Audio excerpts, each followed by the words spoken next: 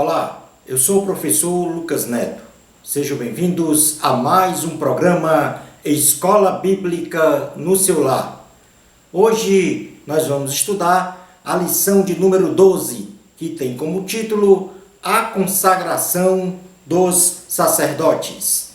Dentro deste tema, nós vamos estudar sobre 3 assuntos. E o primeiro deles é sobre a consagração de Arão e seus filhos.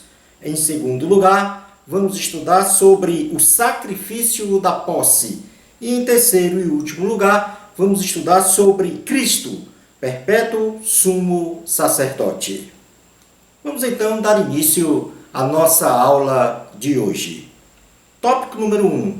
A consagração de Arão e seus filhos. Podemos definir o termo consagração etimologicamente como ser inteiramente santo, isto é, separado do que é profano. E a ideia predominante, quando Deus determina que Arão e seus filhos fossem santificados através do simbolismo da lavagem de água, era para demonstrar que, para achegar-se à presença de Deus, o homem tem que ser santo, puro, ou seja, separado totalmente do pecado. Moisés foi o sacerdote oficiante na cerimônia de consagração de Arão e seus filhos.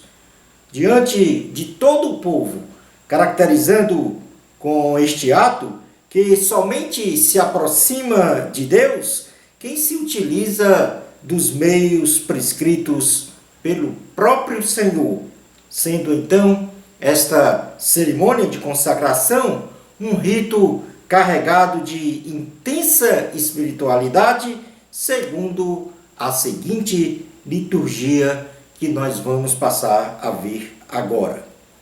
Em primeiro lugar, na liturgia oficiada por Moisés na consagração de Arão e seus filhos, o primeiro tópico era a purificação com água límpida. Vamos ler em Levítico, capítulo 8, versículos 1 a 6. Purificação com água límpida. Diz assim a palavra do Senhor. Disse mais o Senhor a Moisés: Toma Arão e seus filhos, e as vestes, e o óleo da unção, como também o novilho da oferta pelo pecado, e os 2 carneiros, e o cesto dos pães asmos, e ajunta toda a congregação à porta da tenda da congregação. Fez, pois, Moisés, como o Senhor lhe ordenara. E a congregação se ajuntou à porta da tenda da congregação. Então disse Moisés à congregação: Isto é o que o Senhor ordenou que se fizesse. E fez chegar Arão e seus filhos e os lavou com água. Como segundo elemento da consagração, ou segunda etapa, nós temos a entrega das vestes sagradas. E nós podemos ler a entrega das vestes sagradas ainda no capítulo 8 de Levítico, versículos 7 a 9. Assim diz a palavra do Senhor. Vestiu a Arão da túnica, cingiu com cinto e pôs sobre ele a sobrepeliz. Também pôs sobre ele a estola sacerdotal e o cingiu com o cinto de obra esmerada da estola sacerdotal e o ajustou com ele. Depois lhe colocou o peitoral, pondo no peitoral o urim e o tumim, e lhe pôs a mitra de ouro, a coroa sagrada, como o Senhor ordenara a Moisés. Portanto, na entrega das vestes sagradas, estas vestes eram exuberantes em sua aparência, porém, em sua simples simbologia, as vestes do sumo sacerdote e dos sacerdotes tipificavam a magnífica dignidade de ofício destes ministros, bem como o respeito que deveria ser dado aos escolhidos do Senhor Yahvé. Como etapa número 3 da consagração de Arão e seus filhos ao sacerdócio, nós temos a unção com óleo de azeite. E é o que está escrito em Levítico, capítulo 8, versículos 10 a 12. Assim diz a palavra do Senhor. Então Moisés tomou o óleo da unção e ungiu o tabernáculo e tudo o que havia nele, e o consagrou. E dele aspergiu 7 vezes sobre o altar, e ungiu o altar e todos os seus utensílios, como também a bacia e o seu suporte para os consagrar. Depois derramou do óleo da unção sobre a cabeça de Arão e ungiu para consagrá-lo. Nesta etapa, a unção com óleo de azeite era a tipificação de que havia o exercício de Deus, ou melhor dizendo, o exercício do serviço a Deus, dizendo que é necessário, então, a autoridade espiritual para que se estabeleça, para que se execute o serviço ao Senhor. E essa autoridade espiritual, ela não vem do homem, ela é advinda dos dons e do domínio divino sobre o servo. A unção com óleo de azeite representava em si a unção do Espírito Santo sobre os escolhidos de Deus para o exercício do serviço ao Senhor. Como última etapa desta consagração, nós vamos ter, propriamente dito, o sacrifício da consagração, que na realidade era o carneiro do holocausto. A liturgia prescrita quanto ao sacrifício do carneiro, pertinente à consagração, tinha como roteiro base os seguintes pontos. Em primeiro lugar, Arão e seus filhos colocavam as mãos sobre a cabeça do carneiro a ser sacrificado, como forma de oferecimento a Deus. É o que nós podemos ler no livro de Êxodo, capítulo 29, versículo 19. Diz assim a palavra do Senhor. Depois tomarás o outro carneiro, o carneiro do holocausto, e Arão e seus filhos porão as mãos sobre a cabeça dele. Após a posição das mãos sobre a cabeça do carneiro, o sangue do carneiro imolado era colocado na orelha direita de Arão, também no dedo polegar de sua mão direita, e em seguida no dedão de seu pé direito, tipificando então que este deveria ter os ouvidos atentos à voz de Deus, o que tinha como sinal o sangue na orelha direita. Na sua mão, inteiramente disposta ao trabalho, para a obra de Deus, tipificado pelo sangue no dedo polegar da mão. E os pés de Arão prontos para caminhar com inteireza e santidade de sua vida diante de Deus e também diante dos homens, tipificado, simbolizado pelo sangue colocado no dedão do seu pé direito. Isso está escrito em Êxodo, capítulo 29, versículo 20, que diz assim a palavra do Senhor.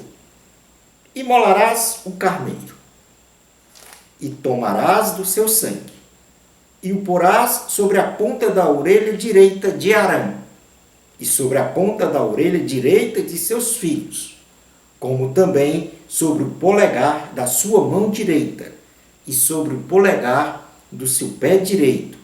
O restante do sangue jogarás sobre o altar ao redor. Portanto, aí está o sangue do carneiro imolado, colocado na orelha direita de Arão, no dedo polegar de sua mão e no dedão do pé direito. Após esta etapa, o sangue do sacrifício, conjuntamente com o óleo da unção, era utilizado também para santificar as vestes de Arão e de seus filhos. É o que a gente pode contemplar em Êxodo capítulo 29, versículo 21, que diz assim: Tomarás, então, do sangue sobre o altar e do óleo da unção, e os aspergirás sobre Arão e suas vestes, e sobre seus filhos, e as vestes de seus filhos com ele, para que ele seja santificado, e as suas vestes, e também seus filhos, e as vestes de seus filhos com ele. Logo após a santificação das vestes, vinha então o consumo, ou melhor dizendo, a gordura do carneiro, ou seja, a cauda, a gordura que cobre as entranhas, o redenho do fígado, os rins e a coxa direita do carneiro eram juntadas a um pão, a um bolo de pão azeitado e a uma obreia do cesto dos pães asmos e ainda o peito do carneiro. Tudo isso eram colocados então nas mãos de Arão e seus filhos para serem movidas de um lado para o outro e depois queimadas no altar como aroma agradável e oferta queimada ao Senhor. Então, numa etapa posterior à santificação das vestes com sangue e com o óleo da unção, a gordura do carneiro, a cauda, as suas entranhas e também as vísceras, apresentadas aqui pelo fígado e pelos rins, e a coxa direita, bem como o peito do carneiro, eram movidos como uma oferta de um lado para o outro e também queimados no altar com um aroma agradável a Deus. É o que nós podemos ler em Êxodo, capítulo 29, versículos 22 a 28. Assim diz a palavra do Senhor.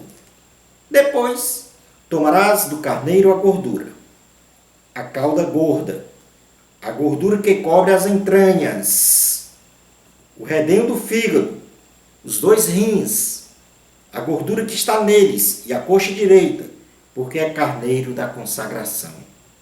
E também um pão, um bolo de pão azeitado e uma obreia do cesto dos pães asmos que estão diante do Senhor. Todas estas coisas porás nas mãos de Arão e nas de seus filhos, e movendo-os de um lado para o outro, as oferecerás como ofertas movidas perante o Senhor.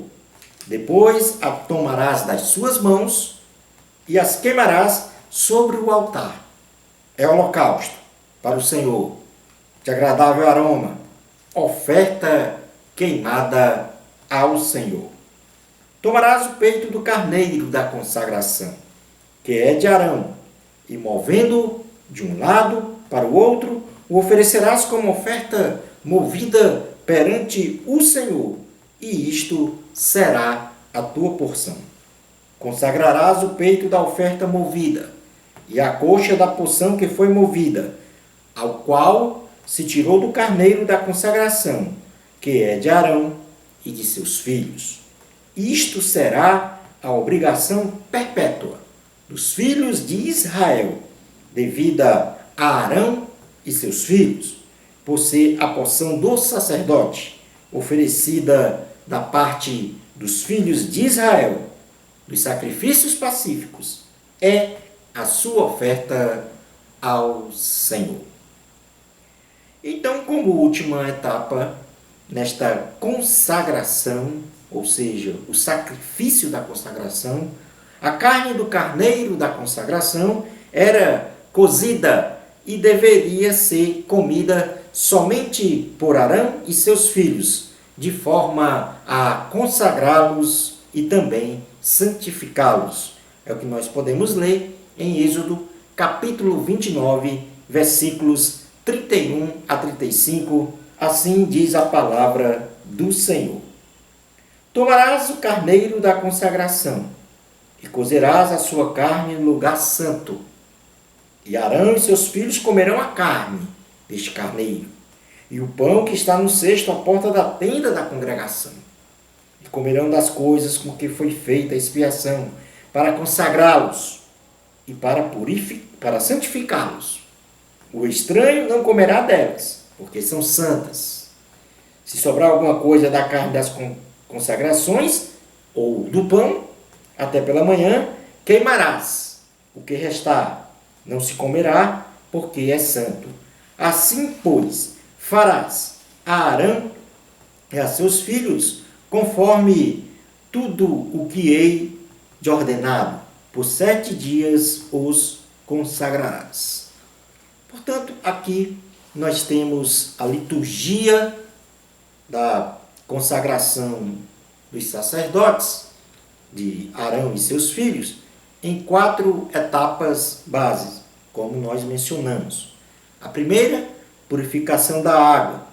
Neste processo, Arão e seus filhos foram submetidos a um banho de água límpida no corpo inteiro, para espiritualmente, então, simbolizar o ato de purificação, sem o qual ninguém podia se aproximar de Deus. Como segundo ponto, eram entregues as vestes sagradas, como forma de apresentar os sacerdotes como homens dignos, como ministros de respeito, que estavam a serviço do Senhor.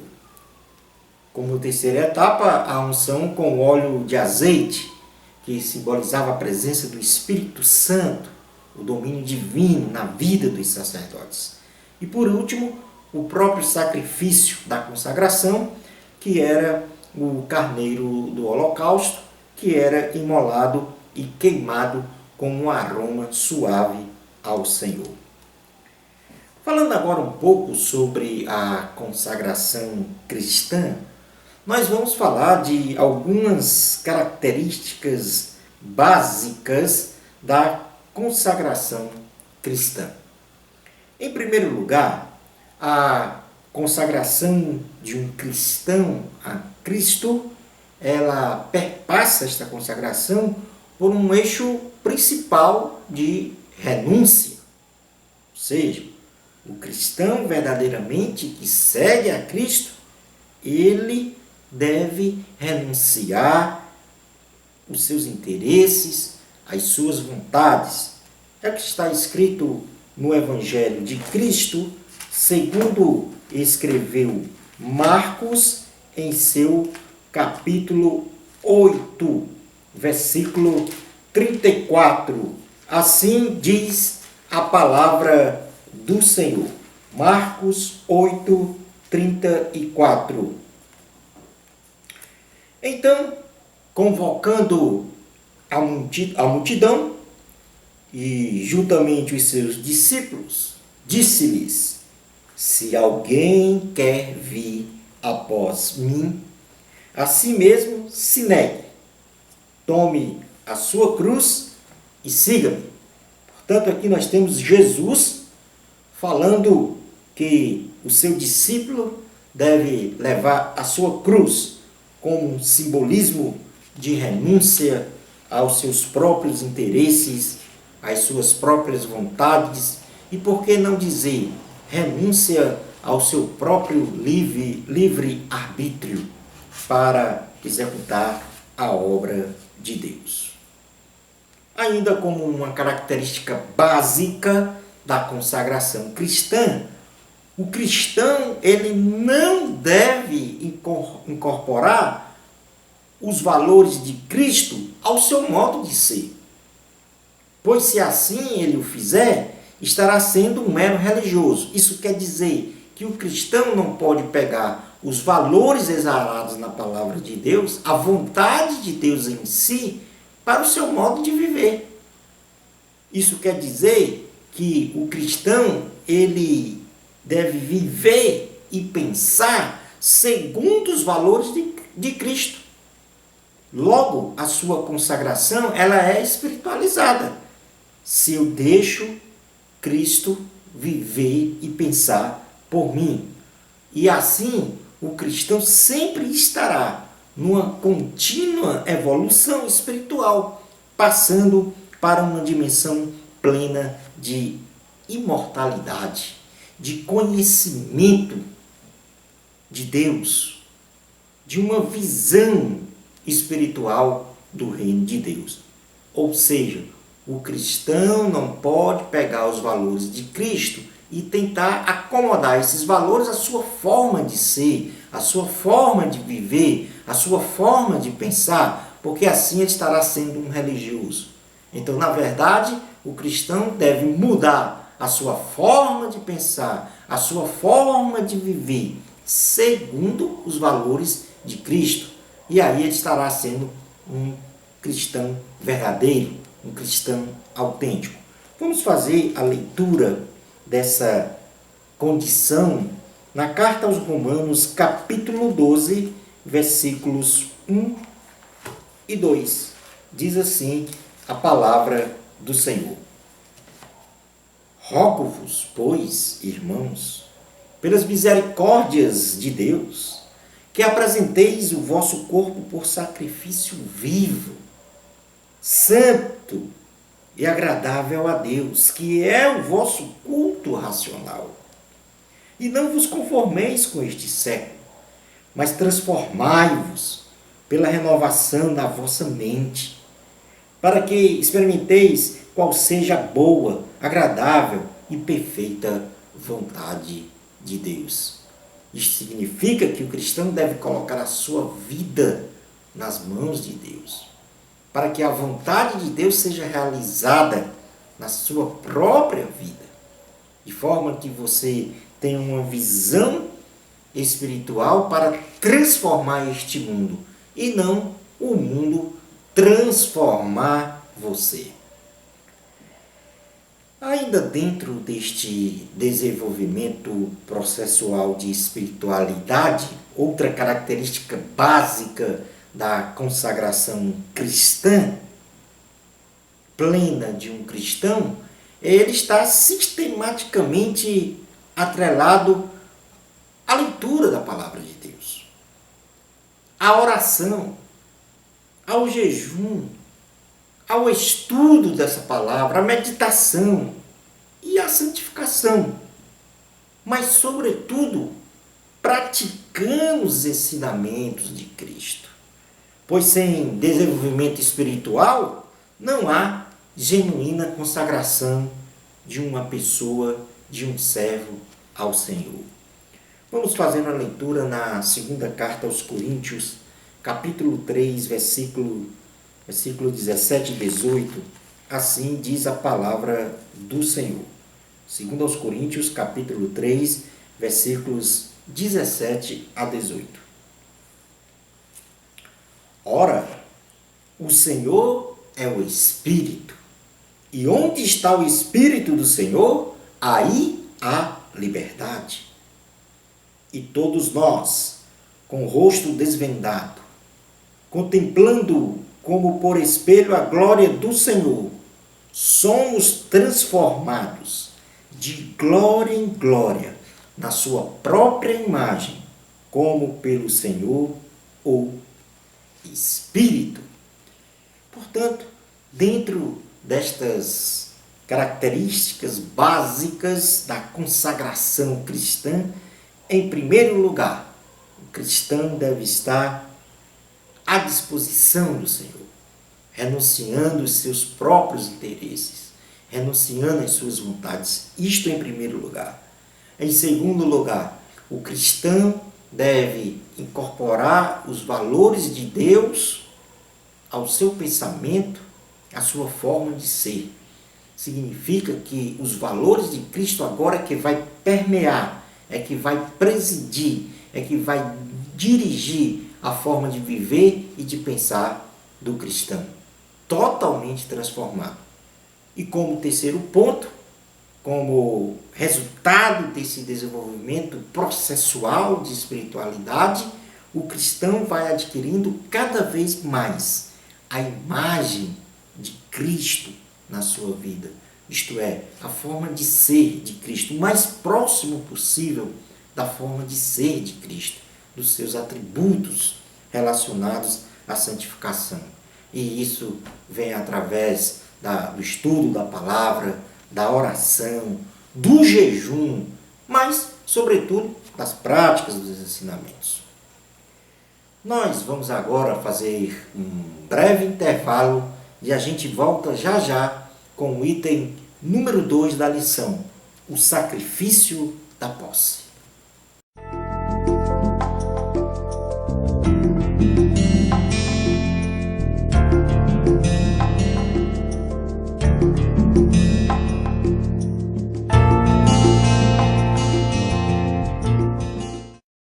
Olá, estamos de volta com o nosso programa Escola Bíblica no seu lar. Agora nós vamos estudar o ponto número 2 da lição, que fala sobre o sacrifício da posse. Os sacrifícios cerimoniais no Antigo Testamento basicamente eram expressões de culto ao Senhor, com significados de consagração, de gratidão, de comunhão, de perdão e restauração. Como sacrifício de consagração, nós temos o holocausto, em primeiro lugar. E nós podemos ler este sacrifício, ou a forma deste sacrifício, no livro de Levítico, capítulo 1, todo o capítulo. De forma resumida, o que nós podemos falar sobre o sacrifício do holocausto é que o elemento oferecido era um macho sem mancha, bovino, ovino ou caprino. E se a pessoa fosse então pobre e não pudesse oferecer este bovino, ovino ou caprino, poderia oferecer pombos ou rolinhas dentro da liturgia do sacrifício. A ocasião ou motivo para o holocausto como sacrifício de consagração era no momento de adoração ao Senhor, pela necessidade de uma consagração pessoal da pessoa. Como ainda outro tipo de sacrifício, isso já com a ideia básica de gratidão, nós temos a oferta dos manjares. E a liturgia para a oferta dos manjares, ela está delineada no livro de Levítico, capítulo 2. E o elemento oferecido na oferta dos manjares era farinha, bolo ou espigas verdes. E a ocasião ou motivo para a oferta dos manjares como gratidão eram as ações de graça pelas provisões materiais. Isto quer dizer que Yahvé, ele é um Deus que provê. Yahvé é o Deus da provisão. Portanto, a oferta dos manjares era uma oferta de gratidão. Como terceiro tipo de sacrifício, nós temos como ideia básica o sacrifício de comunhão, que era então conhecido, taxado com o nome de oferta pacífica. A liturgia da oferta pacífica está em Levítico, capítulo 3, registrada. E nesta ocasião, o elemento oferecido como oferta pacífica era um macho ou fêmea de bovinos, ovinos ou caprinos, sem mancha ou defeito. E a ocasião ou motivo para a oferta pacífica com a ideia básica de comunhão era o pagamento de voto por bênçãos inesperadas, recebidas, ou então pela gratidão e louvor ao Senhor. As ofertas pacíficas, a ocasião e o motivo, era também para promover a amizade e o congraçamento entre as pessoas. Como quarto tipo de sacrifício e como ideia básica de perdão, nós temos a oferta pelo pecado. E a oferta pelo pecado tem toda a sua liturgia estabelecida no livro de Levítico, capítulo 4. E o elemento oferecido na oferta pelo pecado, com a ideia básica de perdão, era um novilho, um bode ou cabra. E a ocasião e o motivo para a oferta pelo pecado era por quebra de algum mandamento do Senhor, ou então pela desobediência. Sempre que ocorria um desses dois fatores, então se fazia a oferta pelo pecado. O outro tipo de sacrifício do Antigo Testamento era a oferta pela culpa, com a ideia básica de restauração. E o texto que nós podemos então observar, a liturgia da oferta pela culpa, está em Levítico, em todo o seu capítulo 5 e também capítulo 6 até o versículo 7 do capítulo 6. E o elemento oferecido por ocasião da oferta pela culpa era uma fêmea de gado miúdo, podemos ser a cabra ou cordeira, pombos, rolinhas ou farinha. E a ocasião ou motivo para se ofertar, ou seja, para se realizar o sacrifício pela oferta pela culpa, era por algum descuido ou má utilização das coisas sagradas, tais como uma profanação ou um juramento falso e dentre outros pecados. Portanto, os tipos de sacrifícios realizados no Antigo Testamento são em número de 5, como nós já falamos. O primeiro, com a ideia básica de consagração, o sacrifício do holocausto. O segundo, com a ideia básica de gratidão, o sacrifício da oferta dos manjares. O terceiro, como ideia básica de comunhão, o sacrifício da oferta pacífica. O quarto, como ideia de perdão, o sacrifício da oferta pelo pecado. E em quinto, como ideia básica de restauração, a oferta pela culpa. Saindo agora um pouco destas descrições dos tipos de sacrifícios realizados no Antigo Testamento, nós vamos agora passar a estudar o simbolismo espiritual dos sacrifícios. Ou seja, nós vamos agora mencionar cada tipo de sacrifício feita no Antigo Testamento e vamos fazer um simbolismo em Cristo de cada sacrifício e um simbolismo na vida cristã de cada sacrifício nos dias de hoje. Então, a primeira oferta, que é denominada holocausto, o seu simbolismo em Cristo é de que houve uma entrega plena de Cristo à realização do plano do Pai. Portanto, a entrega do corpo, da alma e do espírito do Senhor Jesus é a oferta de holocausto uma vez só, por toda a humanidade, para a remissão dos pecados, para salvar à humanidade. E nós podemos ler isto na Carta aos Hebreus, capítulo 10, versículos 1 a 18. Diz assim a palavra do Senhor.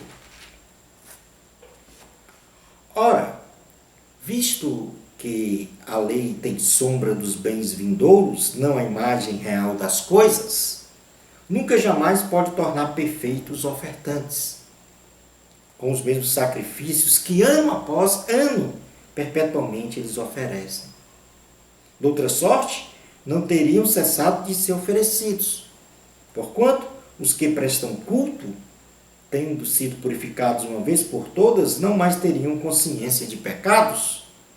Entretanto, nesses sacrifícios, faz-se recordação de pecados todos os anos, porque é impossível que o sangue de touros e de bodes remova pecados. Por isso, ao entrar no mundo, diz: sacrifício e oferta não quisestes, antes um corpo me formastes. Não te deleitastes com holocaustos e ofertas pelo pecado. Então eu disse: eis aqui estou. No rolo do livro está escrito a meu respeito, para fazer, ó Deus, a tua vontade. Depois de dizer, como acima, sacrifícios e ofertas não quisestes, nem holocaustos e oblações pelo pecado, nem com isto te deleitastes, coisas que se oferecem segundo a lei. Então acrescentou: eis aqui estou para fazer, ó Deus, a tua vontade. Remove o primeiro para estabelecer o segundo. Nessa vontade é que temos sido santificados, mediante a oferta do corpo de Jesus Cristo, uma vez por todas. Ora, todo sacerdote se apresenta dia após dia a exercer o serviço sagrado e a oferecer muitas vezes os mesmos sacrifícios que nunca jamais podem remover pecados. Jesus, porém, tendo oferecido para sempre um único sacrifício pelos pecados, assentou-se à destra de Deus, aguardando daí em diante até que os seus inimigos sejam postos por estrado dos seus pés. Porque com a única oferta aperfeiçoou para sempre quantos estão sendo santificados. E disto nos dá testemunho também o Espírito Santo, porquanto após ter dito: esta é a aliança que farei com eles, depois daqueles dias, diz o Senhor, porei no seu coração as minhas leis, e sobre a sua mente as inscreverei. Acrescenta: também de nenhum modo me lembrarei dos seus pecados e das suas iniquidades para sempre. Ora, onde há remissão destes, já não há oferta pelo pecado. Aí está o simbolismo em Cristo do holocausto, que uma vez só morreu por todos nós em sacrifício na cruz do Calvário. O simbolismo na vida cristã do holocausto perpassa pelo incentivo ao crente a entregar-se sem reservas a Deus. Diz a palavra em Deuteronômio capítulo 6, versículo 5: amarás, pois, ao Senhor teu Deus de todo o teu coração, de toda a tua alma e poder. Então, na vida cristã, a oferta do holocausto que um cristão pode fazer a Deus é entregar-se totalmente a Ele, alma, corpo e espírito.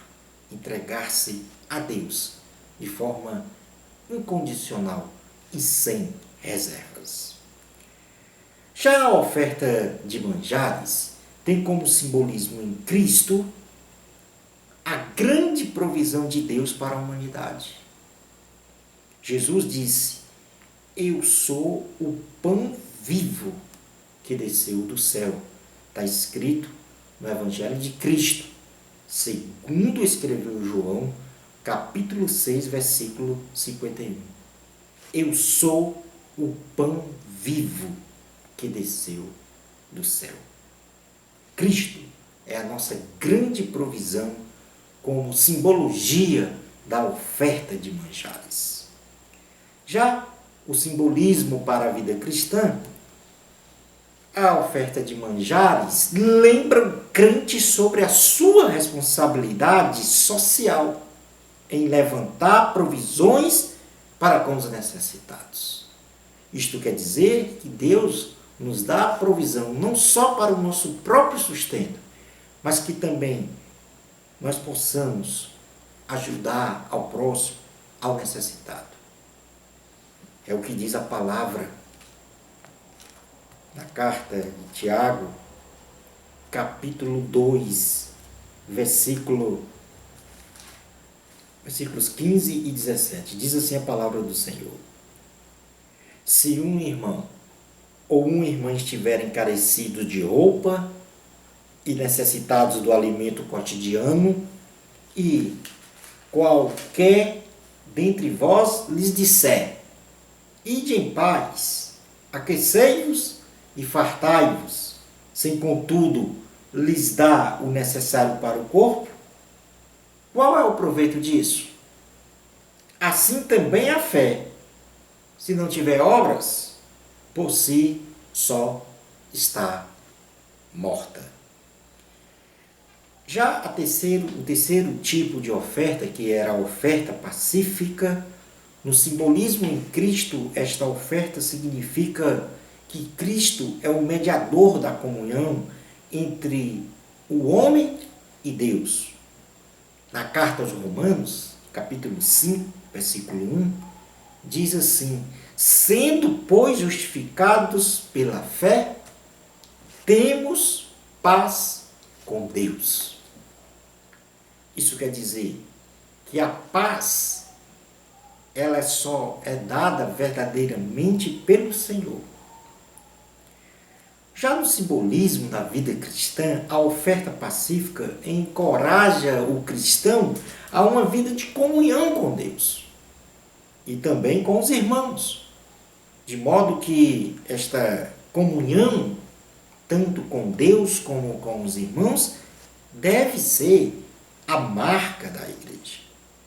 Na primeira carta de João, no seu capítulo 1, versículo 7, diz assim a palavra do Senhor: se, porém, andarmos na luz, como Ele está na luz, mantemos comunhão uns com os outros, e o sangue de Jesus, seu Filho, nos purifica de todo pecado. É pré-requisito de que tenhamos comunhão uns com os outros. Já a oferta pelo pecado tem o seu simbolismo em Cristo, colocando que Jesus é a solução para o problema espiritual do ser humano. E não só espiritual, mas para todo e qualquer problema de um ser, Jesus é a solução. Vamos fazer uma leitura na primeira carta de Pedro, capítulo 1, versículo 17 a 21, diz assim a palavra do Senhor. Primeira carta de Pedro, capítulo 1, versículos 17 a 21. Ora, se invocais como Pai aquele que sem acepção de pessoas julga segundo as obras de cada um, portai-vos com temor durante o tempo da vossa peregrinação, sabendo que não foi mediante coisas corruptíveis, como prata ou ouro, que fostes resgatados do vosso fútil procedimento que vossos pais vos legaram, mas foi pelo precioso sangue, como de cordeiro, sem defeito e sem mácula, o sangue de Cristo, conhecido com efeito antes da fundação do mundo, porém manifestado no fim dos tempos, por amor de vós, que por meio dele tendes fé em Deus, o qual ressuscitou dentre os mortos e lhe deu glória, de sorte que a vossa fé e esperança estejam em Deus. Ou seja, Jesus é o Cordeiro que tira o pecado do mundo. Jesus é a oferta pelo pecado da humanidade. Já no simbolismo da vida cristã,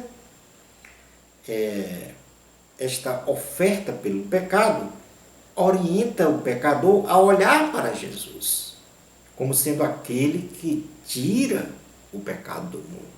E aí nós podemos ler em João, capítulo 1, versículo 29, esta assertiva. 1:29, diz assim a palavra do Senhor. No dia seguinte, viu João a Jesus, que vinha para ele, e disse: Eis o Cordeiro de Deus que tira o pecado do mundo. E como último tipo de sacrifício, a oferta pela culpa, o simbolismo em Cristo é que Jesus é aquele que remove a culpa do crente ao incorrer o crente em algum deslize na sua caminhada cristã. Na primeira carta de João, em seu capítulo 2, primeira carta de João, em seu capítulo 2, versículos 1 e 2, diz assim a palavra do Senhor. Primeira carta de João, capítulo 2, versículos 1 e 2. Filhinhos meus, estas coisas vos escrevo para que não pequeis. Se todavia alguém pecar, temos advogado junto ao Pai, Jesus Cristo, o justo, e é Ele a propiciação pelos nossos pecados. E não somente pelos nossos próprios, mas ainda pelos pecados do mundo inteiro. Já como simbolismo na vida cristã, a oferta pela culpa propõe ao cristão a confissão de seus pecados a Jesus e, ao mesmo tempo, desperta-o a experimentar o tratamento de Cristo, dado à matriz pecaminosa. Na primeira carta de João, capítulo 1, versículo 9, diz assim a palavra do Senhor: se confessarmos os nossos pecados, Ele é fiel e justo para nos perdoar os pecados e nos purificar de toda injustiça. Portanto, aí está o simbolismo espiritual dos sacrifícios, tanto no sentido do simbolismo em Cristo, como também um simbolismo na caminhada na vida cristã.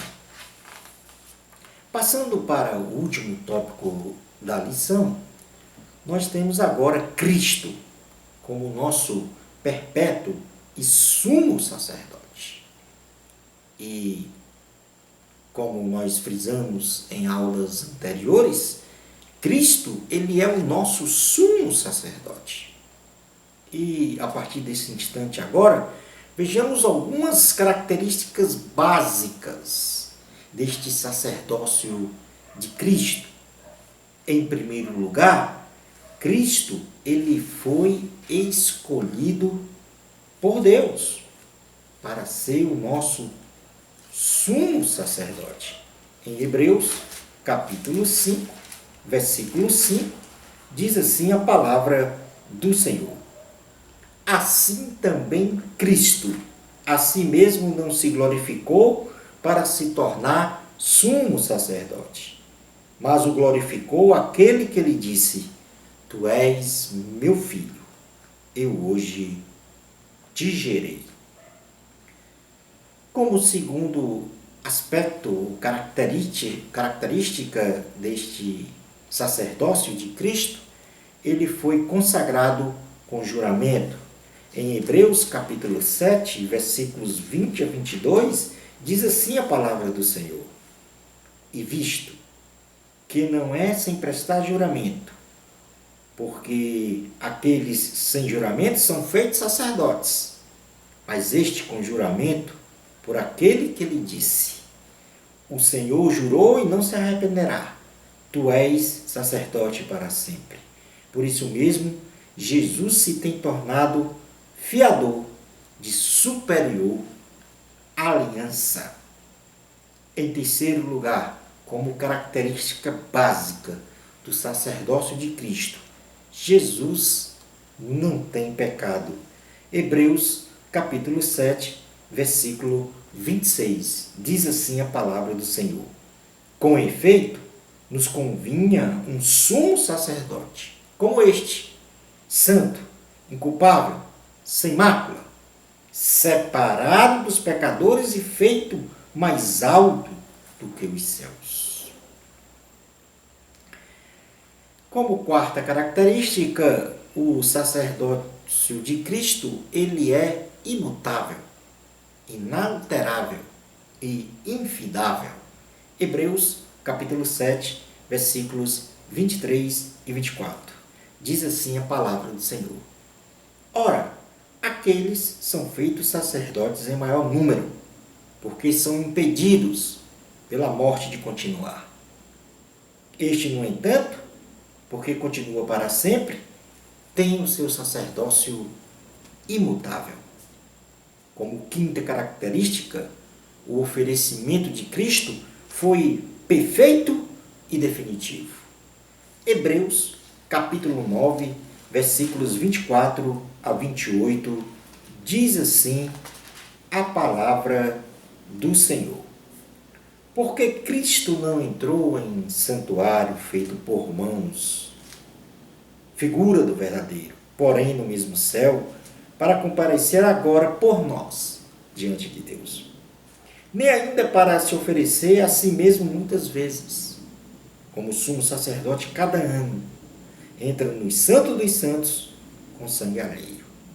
Ora, neste caso, seria necessário que ele tivesse sofrido muitas vezes, desde a fundação do mundo. Agora, porém, ao se cumprir os tempos, se manifestou uma vez por todas, para aniquilar pelo sacrifício de si mesmo o pecado. E assim como aos homens está ordenado morrerem uma só vez, vindo depois disto o juízo, assim também Cristo, tendo se oferecido uma vez para sempre, para tirar os pecados de muitos, aparecerá segunda vez, sem pecado, aos que o aguardam para a salvação. Como sexta característica, Jesus Cristo intercede continuamente por nós. Hebreus capítulo 7, versículo 25, diz assim a palavra do Senhor: por isso, também pode salvar totalmente os que por ele se chegam a Deus, vivendo sempre para interceder por eles. Fechando então, como última característica do sacerdócio de Cristo, ele é o único mediador entre Deus e os homens, e o homem. Na primeira carta a Timóteo, capítulo 2, versículos 5 e 6, nós vamos poder fazer a leitura desta característica. Primeira carta a Timóteo, capítulo 2, versículos 5 e 6. Porquanto há um só Deus e um só mediador entre Deus e os homens, Cristo Jesus, homem, o qual a si mesmo se deu em resgate por todos. Testemunho que se deve prestar em tempos oportunos. Portanto, num resumo, recapitulando basicamente as características do sacerdócio de Cristo como nosso sumo sacerdote: primeiro, foi escolhido por Deus. Segundo lugar, consagrado com um juramento. Em terceiro, Jesus não tem pecado. Em quarto, o seu sacerdócio é inalterável. Quinto, o seu oferecimento foi perfeito e definitivo. Sexto, ele intercede continuamente por nós. E sétimo, ele é o único mediador entre Deus e o homem. Concluindo então a nossa aula de hoje, o cristão em toda a sua vida espiritual é intimamente, todos os dias, convidado a se consagrar a Jesus Cristo, nosso sumo sacerdote. Foi graças ao sacrifício de Jesus Cristo na cruz do Calvário que nós podemos nos achegar à sua presença santa, sem sacrifícios e sangue de animais. Porém, com os requisitos de arrependimento, de coração contrito e a disposição de ter os pecados perdoados por Ele. Jesus é o nosso sumo sacerdote eterno, que um dia virá buscar a sua igreja santa e imaculada. E enquanto isto não acontece, nos consagremos ao puro, ao que é santo e ao imortal Senhor dos Senhores, Rei de Reis, Jesus Cristo.